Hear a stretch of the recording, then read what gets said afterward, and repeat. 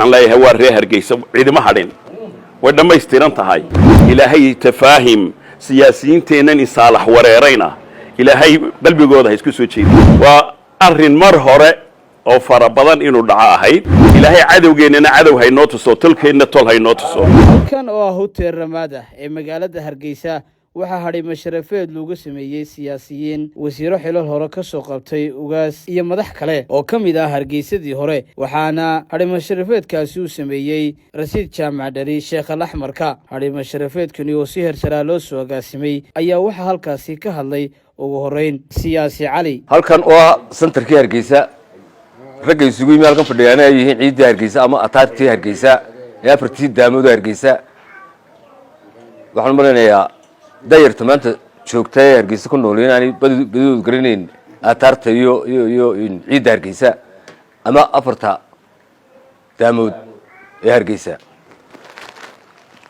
wasadaan u sheegay weeyaan ragga halkan fadhiya waa ugaas Axmed Cali Maadi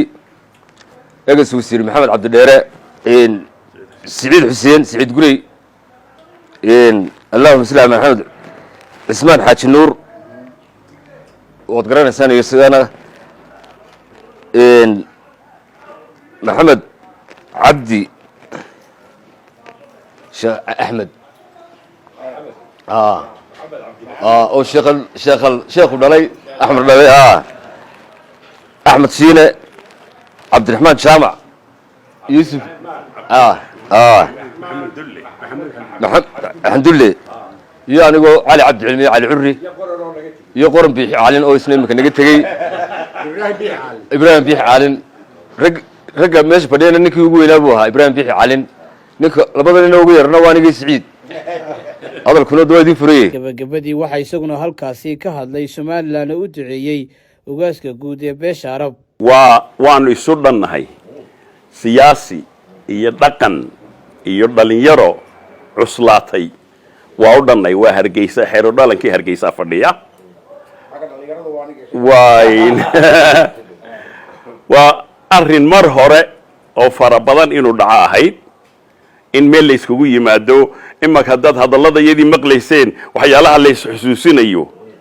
waxba kama noolo dadka imaka jooga waxba kama garteen waa ahya xasabo waa ehel wada dhashay oo isa soo deecaansaday islana garanaya goobaha iyo meelaha iyo waqtiyada iyo halka laga hadlayo dad far badan baan garanayn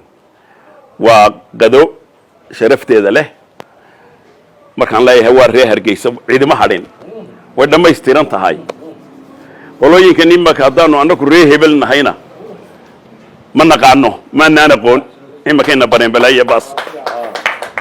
waxaan rajaynaynaa in laga baxo halkii hore lagu soo noqdo cidii isahayd iyo goobtii la isku ahaa iyo sidii la isku ahaa dib loogu soo celiyo ilaahay waynu ducaysanaynaa ay wadankeena nabad hay nooga dhaliyo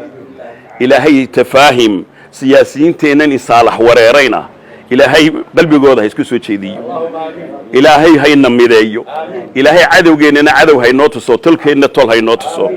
ilaahay wixii xun haynoo tuso wixii san haynoo tuso ilaahay waxa is eryanaya xumaan uurkooda ama ahe waa ana kaaga fiican iyo ana kaaga fiicina dadka ha faansiiyo waana salaamantiin dhamaantiin